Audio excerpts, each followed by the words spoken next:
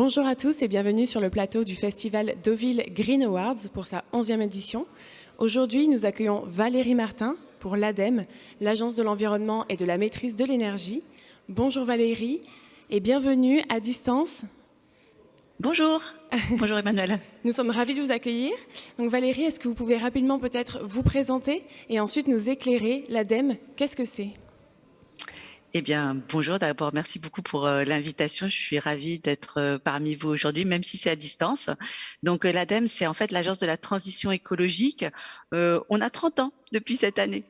Et nous sommes un établissement public à caractère industriel et commercial, placé sous la triple tutelle du ministère de la Transition écologique et de la cohésion des territoires, de la transition énergétique et puis de l'enseignement supérieur et de la recherche. Et dans notre mission, en fait, nous avons pour rôle d'accélérer le passage vers une société qui soit à la fois plus sobre, plus solidaire, et puis qui crée plus d'emplois et qui soit aussi plus humaine, plus harmonieuse. C'est ça notre raison d'être quelque part. Et donc, on va avoir comme mode de travail à la fois du soutien à l'innovation, du soutien à la recherche, et puis on va jusqu'à l'application et au partage de solutions et de financement. Voilà, donc on généralise les bonnes pratiques et on va accompagner l'ensemble des acteurs qui doivent s'engager dans cette transition écologique. Voilà, et à l'ADEME, donc, je suis en charge du service mobilisation citoyenne et médias. Je pilote la stratégie grand public de l'ADEME et je m'occupe beaucoup également dans ce cadre de nouveaux récits, nouveaux imaginaires, mais aussi de communication responsable. Très bien, merci beaucoup pour cette introduction. Et du coup, comment accompagner en fait la réflexion des acteurs, des secteurs de la communication et de la culture pour passer à l'action en ce qui concerne la transition écologique ? C'est une bonne question, mais peut-être qu'il faut revenir avant sur le fait que tout le monde comprend bien que l'ensemble des signaux est aujourd'hui allumé. C'est une banalité de dire que, surtout en ce moment, que face à l'urgence écologique, il faut faire évoluer nos modes de vie, il faut agir, il faut se transformer, il faut transformer notre société. Et pour autant, malgré des campagnes de sensibilisation, malgré des actions engagées par les différents niveaux d'acteurs, on voit bien que nos comportements, ils évoluent peu. Alors, on a essayé de comprendre aussi les raisons de ce blocage, parce que forcément, ça nous interroge beaucoup sur notre manière de communiquer, de sensibiliser aussi aux questions du dérèglement climatique, puisque notre objectif, c'est vraiment de faciliter le passage à l'action. Donc, on s'est rendu compte qu'on avait peut-être mis en place collectivement une communication qui était fondée beaucoup sur des données quantitatives, qui évoquent souvent l'alourdissement des contraintes, la diminution des plaisirs, et peut-être qu'on s'est concentré sur une vision trop environnementale des problématiques. Alors que quand on parle de dérèglement climatique, on va aussi parler forcément de santé. On va forcément parler de géopolitique avec la question, par exemple, des migrations. On va parler des questions militaires, les conflits notamment liés à l'eau, ils grossissent beaucoup et aussi, par exemple, aux métaux rares qu'on rentre dans nos téléphones portables, par exemple. Voilà, et c'est bien sûr aussi un problème économique. Donc, vous voyez, c'est par rapport à tout ça qu'il faut repositionner la façon dont on va réfléchir et dont on va essayer de construire un nouveau récit qui est vraiment un récit différent de celui qui est le récit majeur d'aujourd'hui, à savoir le récit d'un monde d'une croissance infinie dans un monde aux ressources infinies où forcément la consommation impliquerait le bonheur. Et on doit créer le nouveau méta-récit qui est celui, en fin de compte, d'un récit qui soit le contre-récit de la surconsommation. Et ça, si on ne le construit pas, on ne pourra pas entraîner des transformations concrètes et réfléchir à la façon dont on va vouloir vivre, dans quelle société et de quel monde nous voulons. Donc, pour nous, vraiment, ce qui était fondamental, c'est justement de réfléchir, d'accompagner les acteurs, notamment du monde culturel, pour participer à nos côtés à la création de ce grand récit fondamental. Et ça nécessite forcément de faire appel au monde culturel parce que on ne peut pas fonder un nouveau récit que sur une seule rationalité.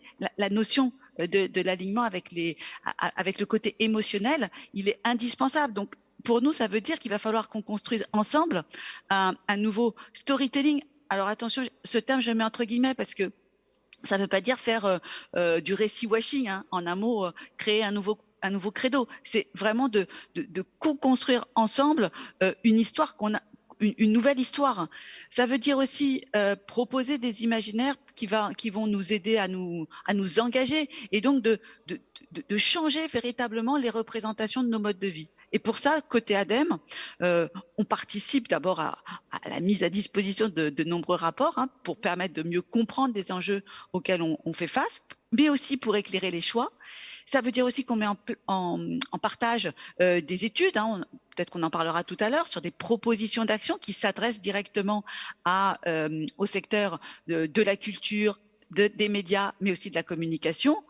Bien sûr, on met en place également des outils méthodologiques, des guides, pourquoi pas des formations, mais même on peut aller jusqu'à participer à la construction de fresques, hein. Je pense notamment aux travaux qui ont été menés par Imagine 2050 sur la fresque des nouveaux récits. Et puis on soutient globalement de nombreux partenaires parce que les idées, elles viennent de partout et qu'on a besoin d'être ensemble, de co-construire ensemble. Je pense notamment au fait qu'on soit partenaire fondateur de la Fabrique des récits de Spark News, à notre activité aux côtés du Festival Atmosphère et du collectif Atmosphère, et puis bien sûr des soutiens à des productions audiovisuelles, des manifestations culturelles, du travail aussi engagé avec des créatifs culturels. Voilà, beaucoup de formes d'action pour accompagner justement la mutation de la société et le rôle que pourra jouer le secteur culturel. Tout à fait, merci beaucoup pour tous ces outils applicables aussi pour justement fonder ce nouveau récit et avancer. Et selon vous, quel est peut-être le rôle du secteur culturel dans cette transition et ces défis aussi, les défis qu'il peut rencontrer? Peut-être ce que j'aimerais vous dire, c'est pour comprendre la façon dont le secteur culturel doit relever un certain nombre de défis, je pense qu'il est extrêmement important de voir aussi ce qui va pouvoir le motiver, le faire agir. On a besoin pour ça véritablement de comprendre que, comment je vais dire, on a besoin de renverser les imaginaires actuels et surtout on a besoin de convaincre au-delà des seuls citoyens qui sont d'ores et déjà convaincus qu'une autre société est possible et même qu'elle est désirable. C'est ça véritablement notre enjeu. Pour ça, le fait qu'on doive se concentrer sur le modèle de société que nous désirons fait que le secteur culturel a cette capacité à créer des nouvelles représentations et à apporter, à co-construire un nouveau récit, une nouvelle vision qui va être en cohérence avec les objectifs de neutralité carbone. Parce que c'est important, je pense que le rôle justement du secteur culturel, c'est que ils vont nous aider à accompagner le changement de narration du monde de demain et à provoquer les changements qui vont être nécessaires à toutes les échelles, aux échelles de territoire, aux échelles d'entreprise, de collectivités, et ça va aussi inviter à l'engagement citoyen. C'est ça la vraie force du monde culturel, des médias, de la communication, parce qu'on influence à travers parce qu'ils influencent à travers les représentations sociales qu'ils véhiculent et qu'ils vont participer aussi à la définition de normes, de comportements. Or, c'est bien une histoire de modification de normes et de comportements qui est l'enjeu même aujourd'hui. Et peut-être pour ajouter un petit point, c'est que je trouve ça, le secteur culturel aujourd'hui, c'est très clair, hein, c'est toujours été de toute façon. Il a ce potentiel fantastique de sensibiliser, d'influencer les comportements, mais aussi sur les enjeux climatiques ou de biodiversité.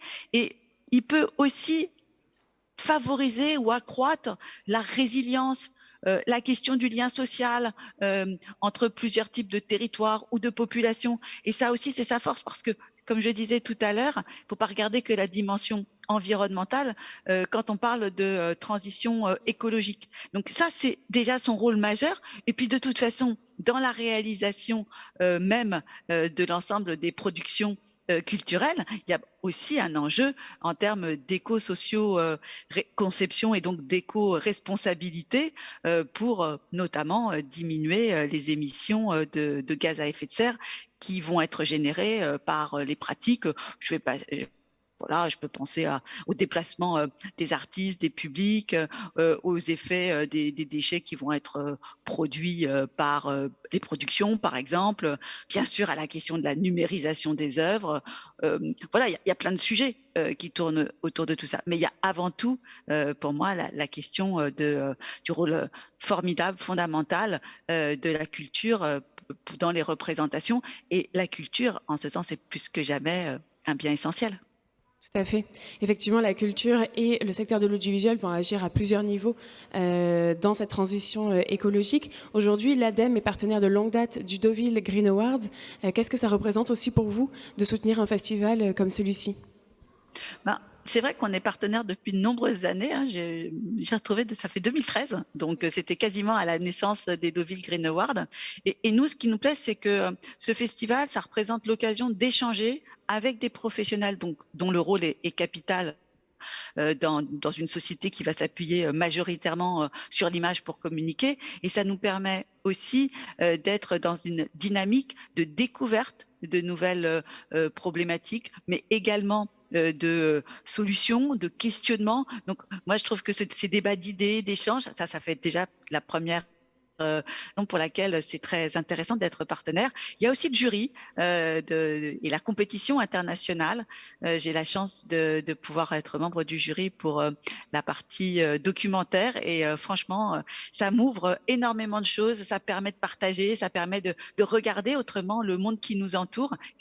Ça aussi, c'est la force de tout ce que vous nous proposez. Et puis enfin, je trouve intéressant, c'est que dans ce festival, il y a aussi une ouverture au public, aux lycéens qui est proposée. On reste pas uniquement dans l'entre-soi. Donc voilà, plein de bonnes raisons pour être partenaire. Merci beaucoup Valérie de participer vous aussi à ce fourmillement d'idées et d'idées novatrices particulièrement. Je vous remercie beaucoup pour votre temps et merci encore de soutenir le festival Deauville Green Awards. Merci à vous et je vous souhaite à tous un très bon festival. Merci beaucoup. À très vite. Merci. À bientôt.